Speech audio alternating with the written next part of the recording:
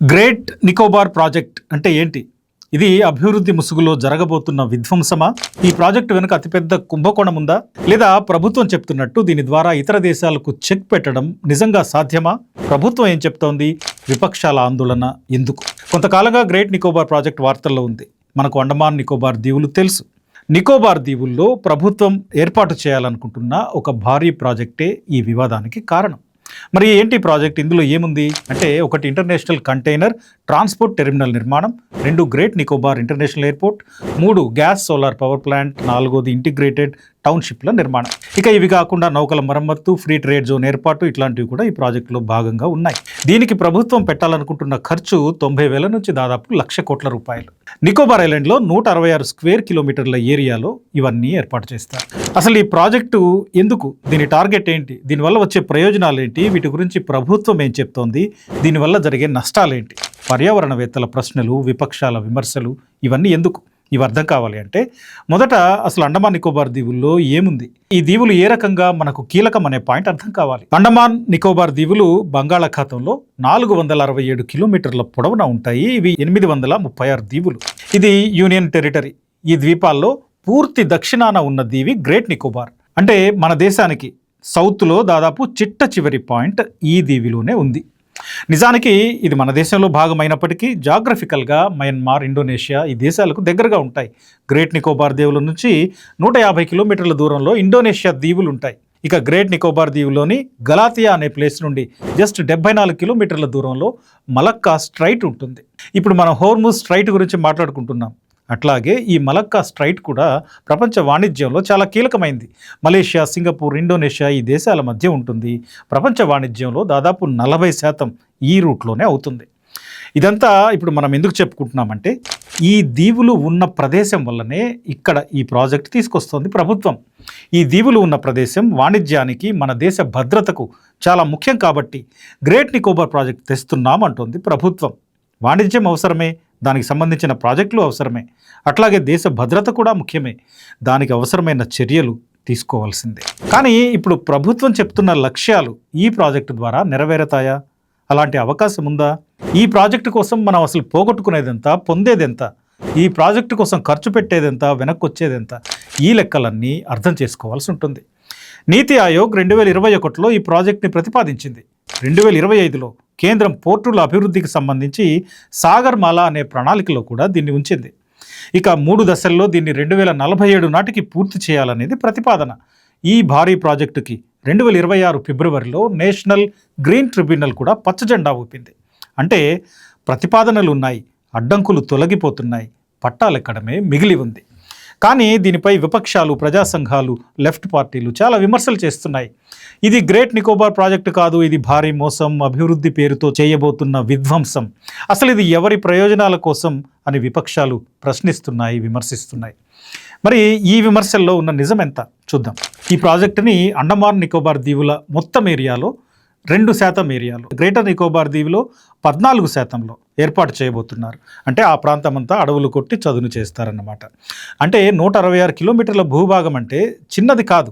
Great Nicobar ద్వీపంలో ఈ పరిసర ప్రాంతాలన్నిటిలో చాలా ప్రత్యేకమైన జీవ వైవిధ్యం ఉంది. ఇక్కడ చాలా దట్టమైన అడవి ఉంది, అత్యంత అరుదైన జీవజాతులున్నాయి. ముఖ్యంగా 7.2 లక్షల భారీ వృక్షాలున్నాయి. ఇవి అధికారిక లెక్కల ప్రకారం, కానీ వీటి సంఖ్య తేలిగ్గా 50-60 లక్షలు ఉంటుంది అనే అంచనాలున్నాయి. ఇక్కడ సముద్రంలో అరుదైన సముద్ర జీవులున్నాయి. సముద్ర తాబేళ్లకు ఈ దీవి తీరం బ్రీడింగ్ ఏరియా. అన్నిటికీ మించి షాంపేన్, నికోబారిస్ అనే 2 ఆదివాసీ తెగలు కూడా ఈ దీవిలో ఉంటాయి. ఇక్కడ ప్రభుత్వం చెప్పిన 4 ప్రాజెక్టులు కడితే ఈ తీరంలోని కోరల్ కాలనీలు అంతమవుతాయి, సముద్ర తావేళ్లు అంతరిస్తాయి, నికోబార్ మెగాపోడ్ పక్షి అంతమయ్యే ప్రమాదం ఉంది, సర్పెంట్ ఈగిల్, అరుదైన మాంసాహార పక్షులు, ఇవే కాకుండా స్కాప్స్, గుడ్లగూబ, ఉప్పు నీటి మొసలి, tree shrew, long tailed macaque, giant leatherback turtle ఇట్లాంటివన్నీ ప్రమాదంలో పడే అవకాశాలున్నాయి. 1997లో Galathea Bay Wildlife Sanctuary ఏర్పాటైంది. ఇప్పుడు ఈ ప్రాజెక్టుకు అడ్డు లేకుండా National Board for Wildlife ఏం చేసింది? ఆ శాంక్చురీ హోదాని తొలగించింది. ఇవే కాదు, ఇప్పటికే అంతరించిపోతున్న షాంపేన్, నికోబారిస్ తెగలు కూడా చాలా తొందరలోనే ఈ ప్రాజెక్టు కడితే మాత్రం అంతమవుతాయి. అంటే వీళ్ళ జనాభా ఇప్పటికే 1000 లోపుకి వచ్చేసింది. అందుకే ఈ తెగలు నివసించే 751 స్క్వేర్ కిలోమీటర్ల ఏరియాని ట్రైబల్ రిజర్వ్గా ప్రకటించారు. ప్రతిపాదిత ప్రాజెక్టులో 84 స్క్వేర్ కిలోమీటర్లు ఈ ఏరియాలోనే ఉంది. పైగా ఈ ప్రాజెక్టులో భాగంగా 5-6 లక్షల వరకు ఈ దీవిలో జనాభా పెరుగుతుంది అనే అంచనా కూడా ఉంది.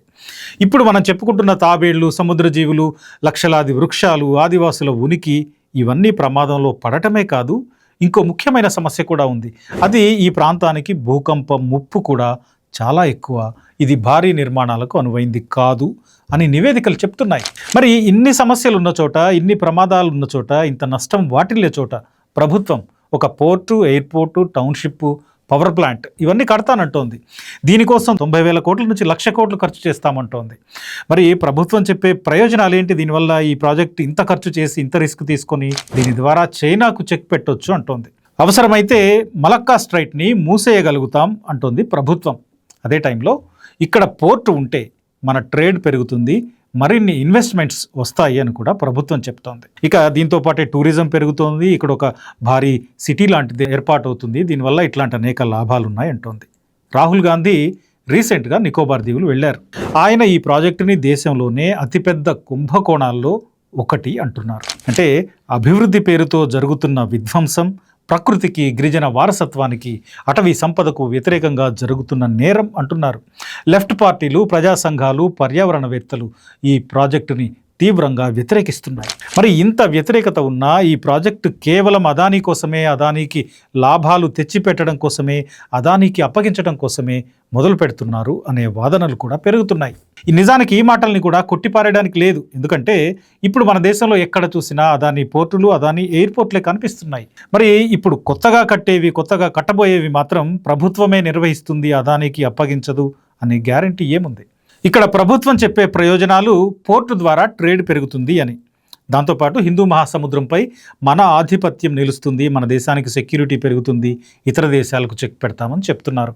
అంటే హోర్ముజ్ని ఆపేసి ఇరాన్ ఒత్తిడి చేసినట్టు మనం కూడా మలక్కా స్ట్రైట్ని మూసేయడం అన్నమాట. నిజంగా అసలు అది సాధ్యమా?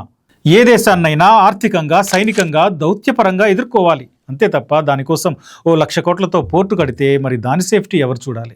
దాన్ని కాపాడడానికి ఎంత ఖర్చు చేయాల్సి ఉంటుంది? పైగా ఇలాంటి భారీ ప్రాజెక్టులు అటర్ ఫ్లాప్ అయినవి మన కళ్ళ ముందు చాలా ఉన్నాయి. 100 స్మార్ట్ సిటీలు, క్లీన్ గంగా ప్రాజెక్ట్, ధోలేరా ఇట్లాంటివన్నీ ఏమయ్యాయి? ఆల్రెడీ మనకి ఈ ప్రాంతంలో మన దేశానికి ఒక ఎయిర్ బేస్ ఉంది. భద్రత కోసం అది సరిపోతుంది. కావాలంటే ఆ ఎయిర్ బేస్ సామర్థ్యాన్ని పెంచుకుంటే సరిపోతుంది.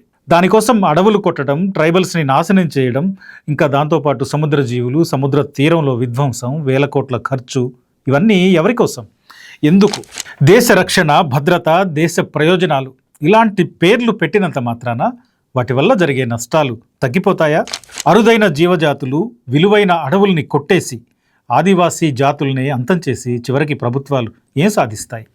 ఓ పక్క ఎల్నినో ఎఫెక్ట్ తరుముతోంది. మనం ఇప్పటికే చూస్తున్నాం. ప్రపంచమంతా పర్యావరణ సమస్యలతో సతమతమవుతోంది. ఇలాంటి సమయంలో ఇన్ని లక్షల చెట్లు కొట్టేసి అనేక జీవజాతుల ఉనికిని ప్రమాదంలో పడేయడం ఎంతవరకు అవసరం?